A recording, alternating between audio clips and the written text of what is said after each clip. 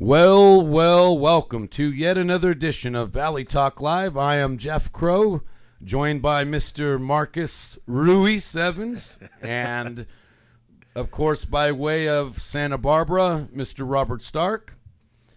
Hey. And we have a great guest today. He is running for governor of California. His name is Neel Kashkari. Welcome, Neel. Hey, thank you. It's great to be on. Thank you for joining us. Well, first off, Mr. Neel, we'll ask you this. Go ahead and just tell us a bit about your background and why you chose, of all places, this great state to run for governor. Sure. I was born in Ohio. My parents came to America about 50 years ago from India. We were middle class. I started out bagging groceries and mowing lawns as a kid. I became an engineer, and I moved to Los Angeles after college, and I was an aerospace engineer. Then I went into business, and then I worked for President Bush for 3 years in the Treasury Department, and I came back to California. California is my home, and our middle class has been destroyed over the past 20 or 30 years. I'm running for governor because I want to rebuild the middle class by growing the economy, putting people back to work, fixing the schools, and really taking the fight to Sacramento. And I look at this, if a guy like me, experienced in government, young, a lot of energy, if I'm not willing to try to turn Sacramento around, I don't see how we're going to fix it. So I'm running for governor to fix Sacramento and to rebuild the middle class. Well, that's mighty noble of you and quite a task. Yes. Sacramento's had quite a few years of dysfunctionalism, as we all know, so more power to you. So anyhow, what do you propose? What are some of your things you'd like to see get accomplished, specific plans that you have for that great city and our great capital, Sacramento? Sure. Let's just start with jobs. There's so much that we can do if we fix government so that it's not impeding job creation. Day one, I've said that I'm going to cancel the crazy train, Governor Brown's high-speed rail, and I'm going to save most of the money but spend some of that money on investing in more water storage, more dams and reservoirs, so we actually have enough water to feed our state. I'm going to rein in regulations so that our small businesses and our farmers aren't being buried by more and more regulations every year. I'm going to tap into our oil and gas sector. We can do that while protecting the environment and create hundreds of thousands of jobs. And I'm going to bring manufacturing back to California so that we actually produce things in our state and employ people to make things, not just design products. There's a lot we can do to put people back to work, and it starts by fixing Sacramento. Well, again, mighty noble of you, and certainly we hope that anybody that can get up there can certainly do it. Now, obviously, if you are elected governor, you're going to have a very hostile anti-business legislature to deal with. How do you handle those guys? Well, a couple things. Number one, I learned in Washington that we were able to get Republicans and Democrats to work together. And I do believe there are Democrats, some of them at least, who want to grow the economy and put people back to work. So I'll work with anyone of any party who wants to put people back to work. Number two, our former governor, Pete Wilson, made me understand just how much power the governor of California has if he or she has the courage to use it. The governor has a line item veto. The president does not have that. The governor can go right to the people with a ballot measure. Again, the president of the United States does not have that power. Very so true. I will use the full resources of the office to make the changes to put Californians back to work. Yeah, you bring up two great points out of there. All of that's very great points, but two of which, the line item veto and also going straight to the people. And, yeah, Pete Wilson did that on quite a few issues. I think one was getting rid of what was then called affirmative action, which most people would say was, a racial preference system. And, that would have never got through the legislature back then. And obviously the people supported it. And that kind of demonstrates this disconnect between really what the people want versus what we're getting as far as our elected officials. Right. So, do you see that disconnect when you're out on the campaign trail between what the people want versus who's actually getting elected and what they're doing? Absolutely. I mean, it seems like every day different legislators are coming up with different pet projects. Meanwhile, we're 47th in America for jobs. We're 46th for education. We're number one in poverty. We have a terrible drought. Governor Brown is releasing criminals across the state. And what are these legislators focused on? hundreds of pet projects, hundreds of special interests.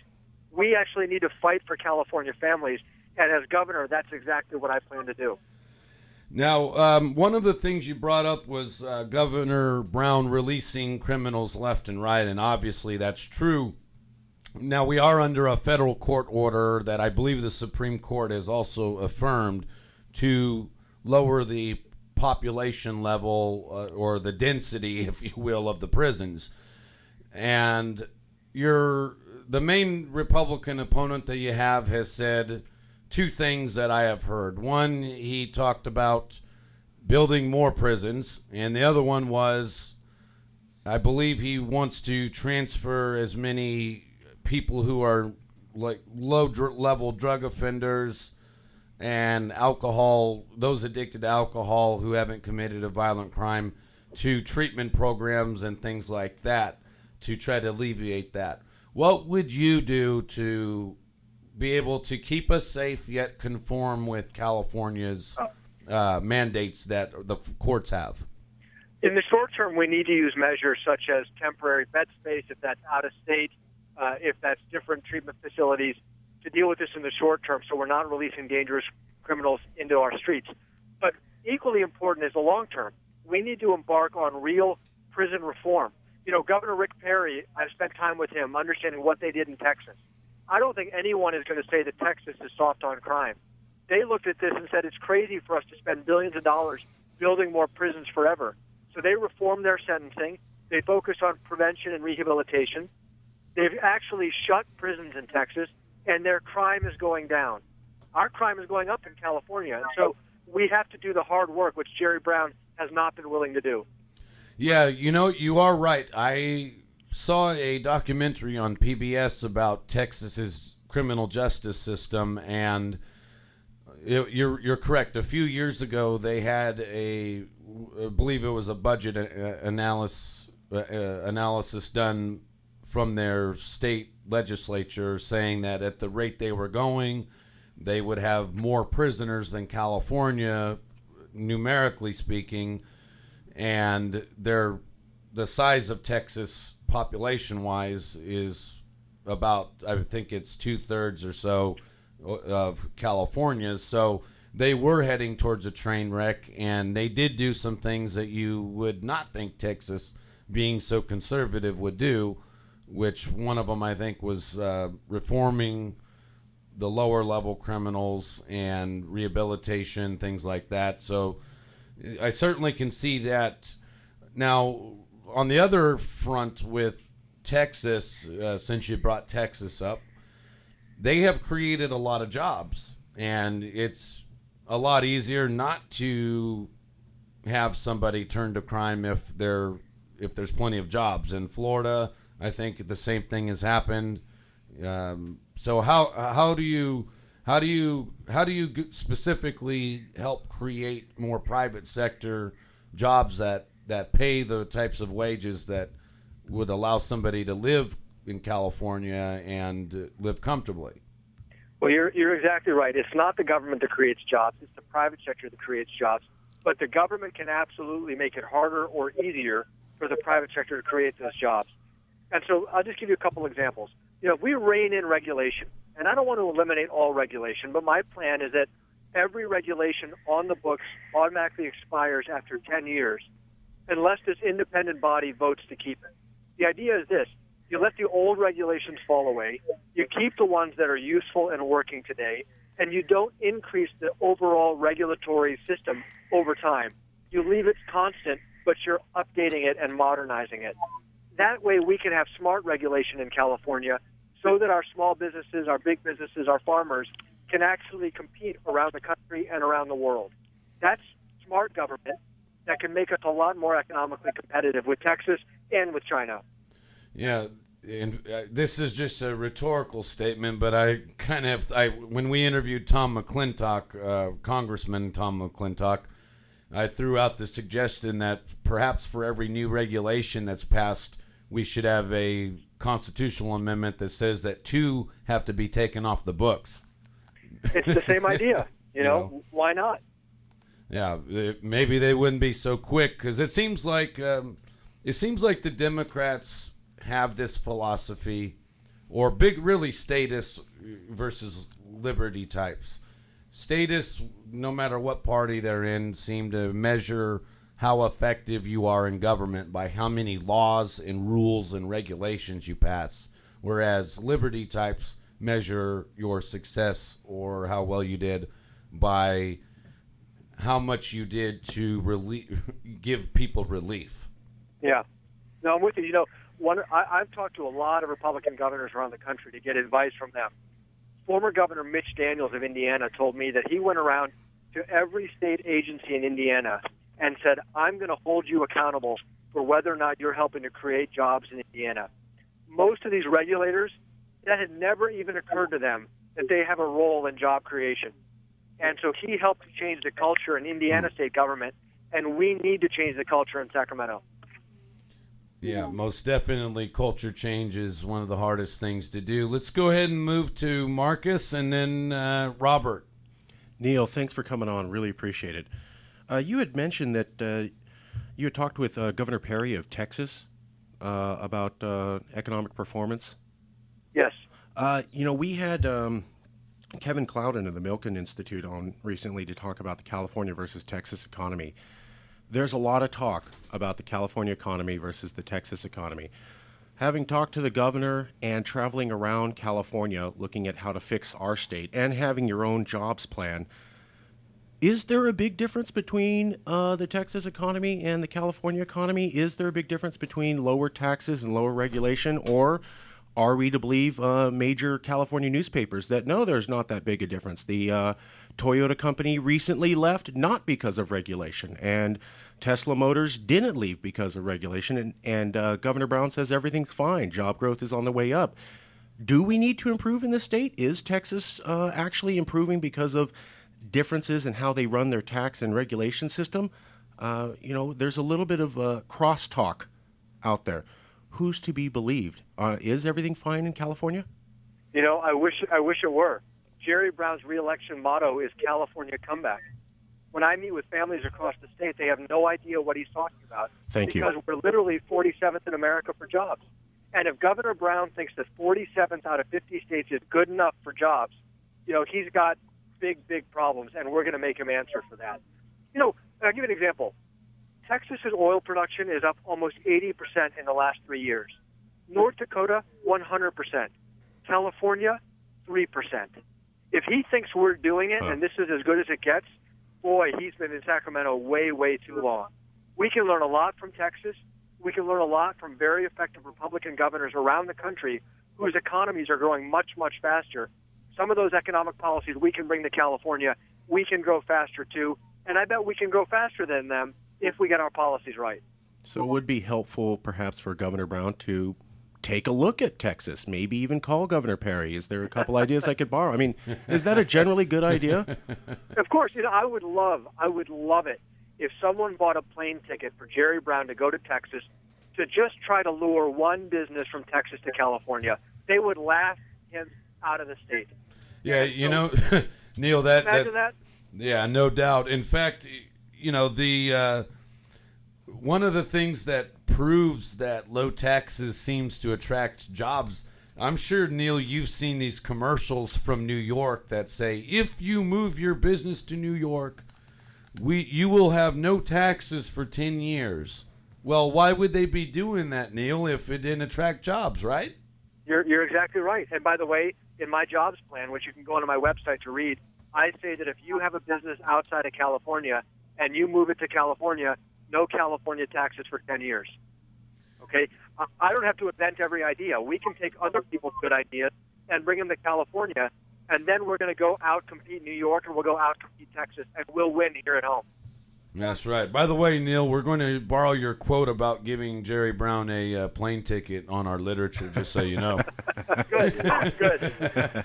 Robert, go ahead and throw a couple of questions to Mr. Kashkari. Yes, you touched on the issue of small businesses.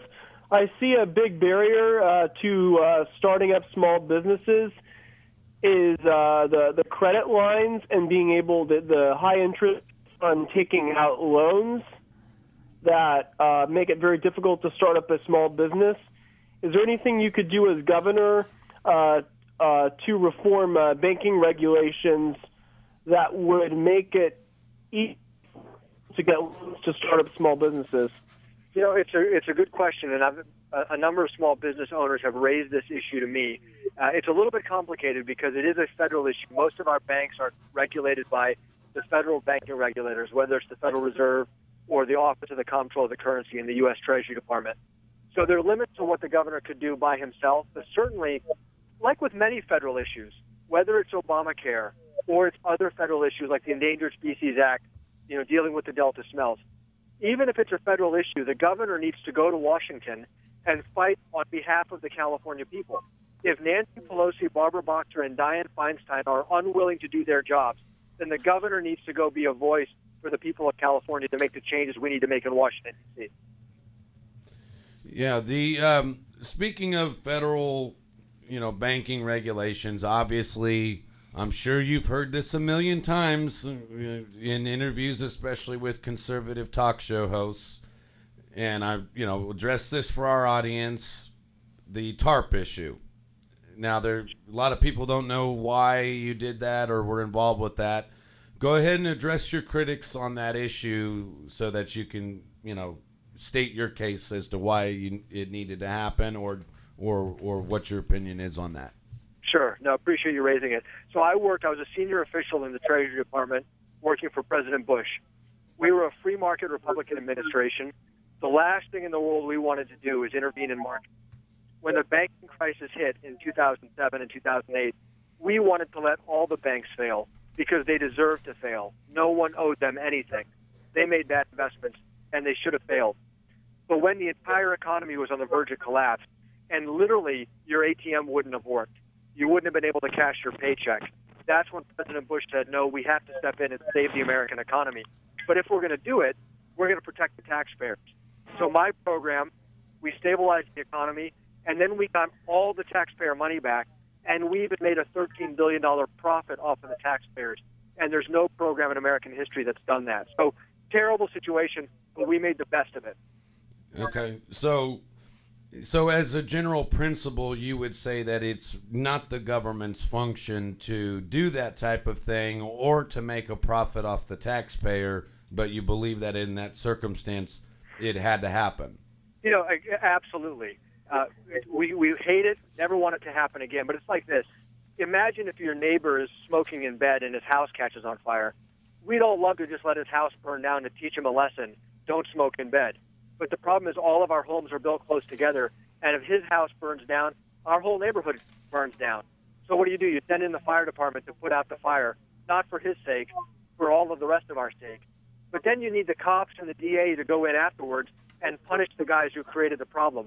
And that's what really ticks me off today is that the Obama Justice Department has not been aggressive in prosecuting some of the fraudsters and the insider traders on Wall Street who created a lot of this mess. Amen. Amen. Yeah, from what I understand, Obama actually is going after the loan officers, the smaller guys that, whose signatures are on the paperwork for loans that they were mandated to do. You're exactly right. It's like a bad mob movie where all the junior guys are guilty, all the street thugs, but the mob boss doesn't know, and he gets off scot-free. And that's exactly what the Obama Justice Department is doing right now on Wall Street. If I could just real quick. Frontline, PBS, it's called The Untouchables, proves the whole thing. And for anybody out there considering about California and how to vote, and for Governor-elect hopeful here, they are prosecuting tons of Californians.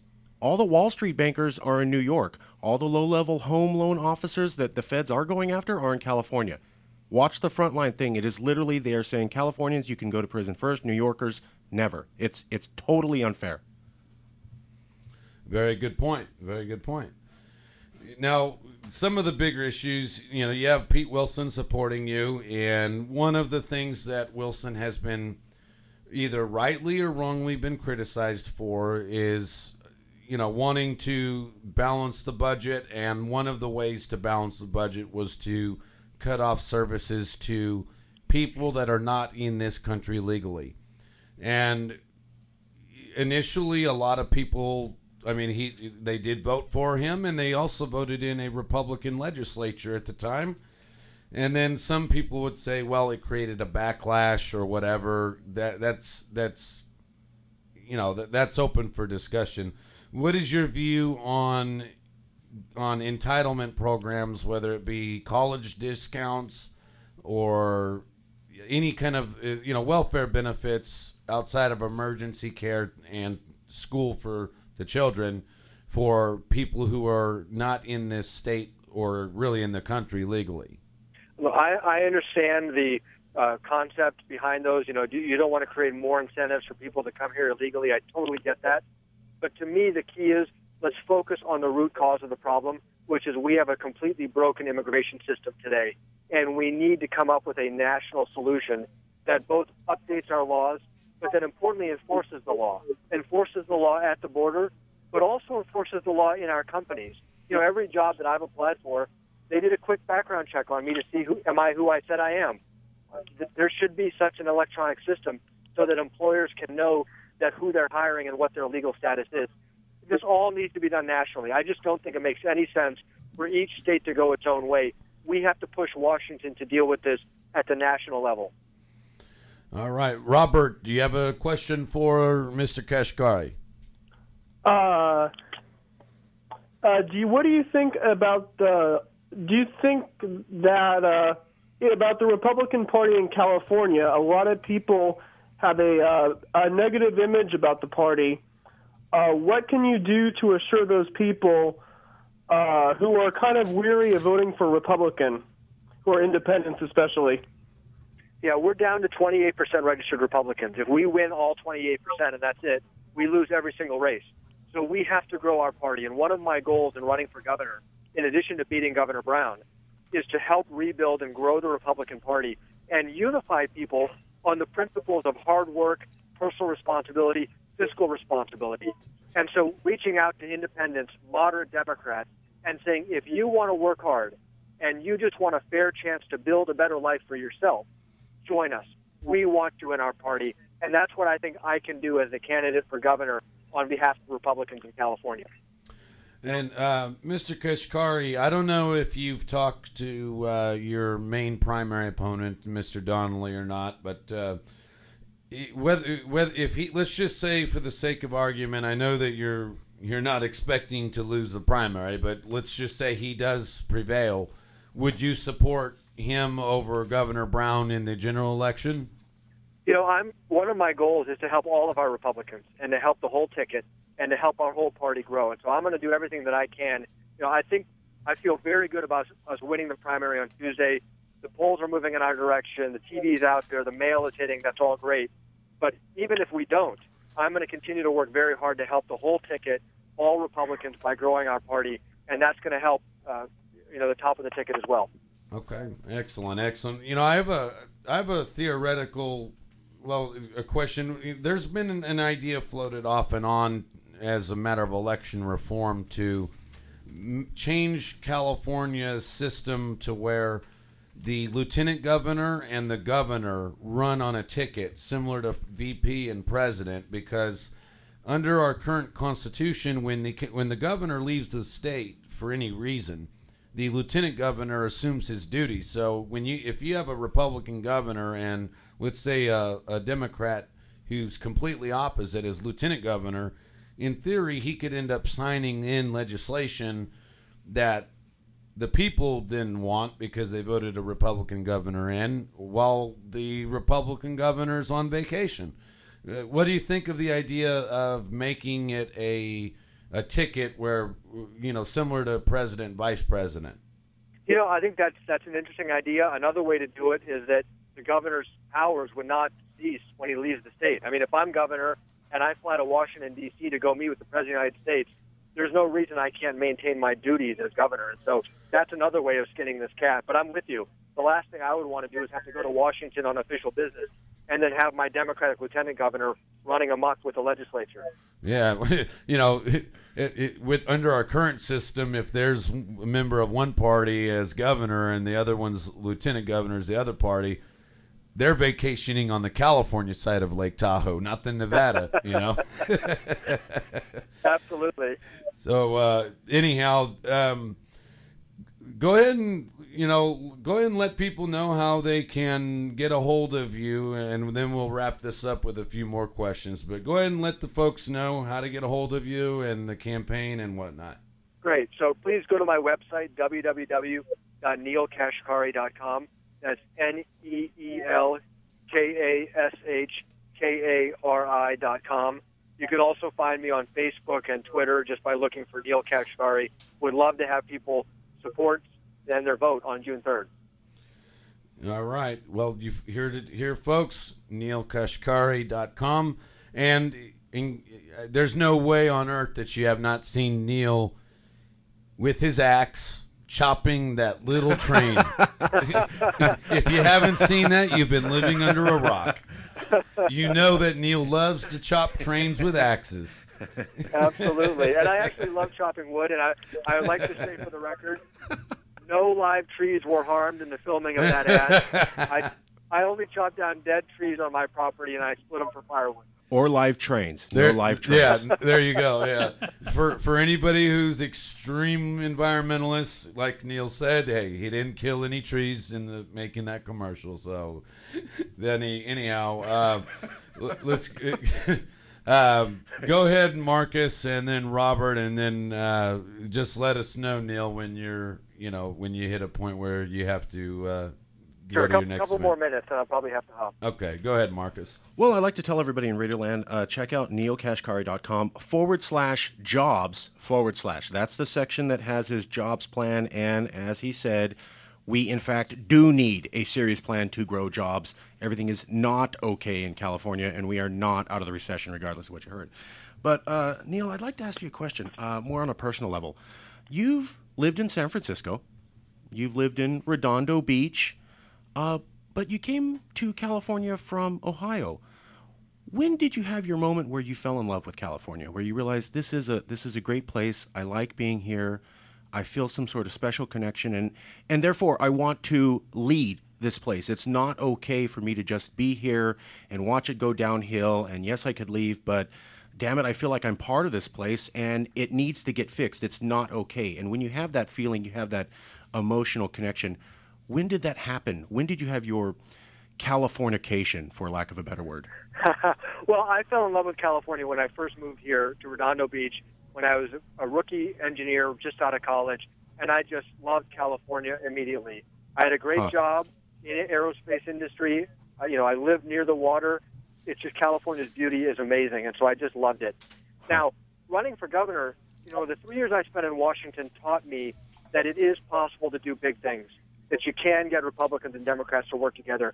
And I had my moment in November 2012 when Mitt Romney lost the election for president. I strongly supported Mitt Romney for president, and the Democrats took a supermajority in the Senate and the Assembly, and our party was on its back. And I said, someone has to lead the fight in California to turn it around. Who's going to do it? And I didn't see a bunch of people lining up, and so I said, you know what, maybe I should go do it. So it was November 2012 when I thought, you know what, maybe I'm the guy to help turn this around, to rebuild California and rebuild the Republican Party here.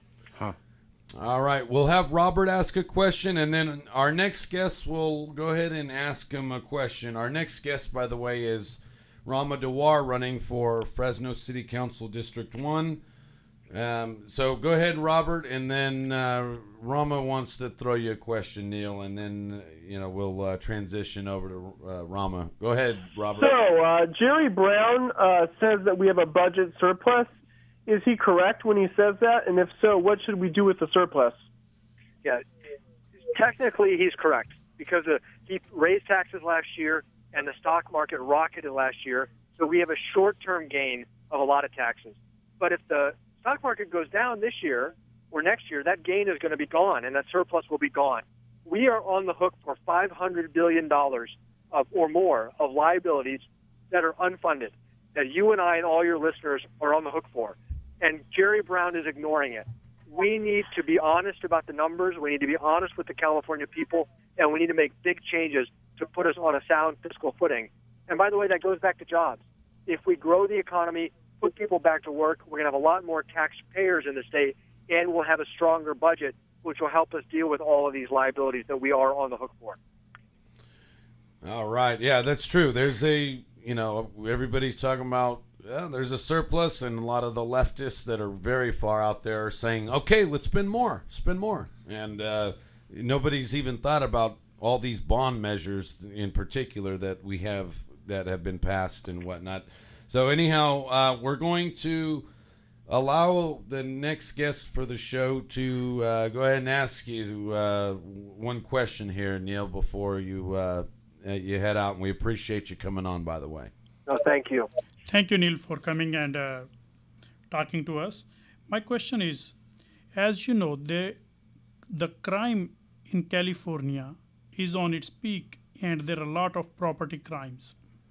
People, they are suffering from this crime. What is your plan to put a stop on this crime and criminal activities of criminals? How you are planning and how you will secure properties, lives, and businesses of Californians? Right. Well, the property crime that we're seeing that's climbing all around the state is happening in large part because of Jerry Brown's realignment program, where all of these dangerous prisoners are getting released out through the county jails and now into our communities. So in the short term, we're going to need measures, whether it's leasing space in other states to lock up prisoners, dangerous prisoners, and not let them out onto our streets. But over the long term, we need to look at Texas and other states that have embarked on real prison reform that's enabled them to reduce their prison populations and bring the crime rates down. There's a lot we can learn from other governors around the country that have tackled this issue. Jerry Brown refuses to do the hard work. He just thinks we can release prisoners and close our eyes.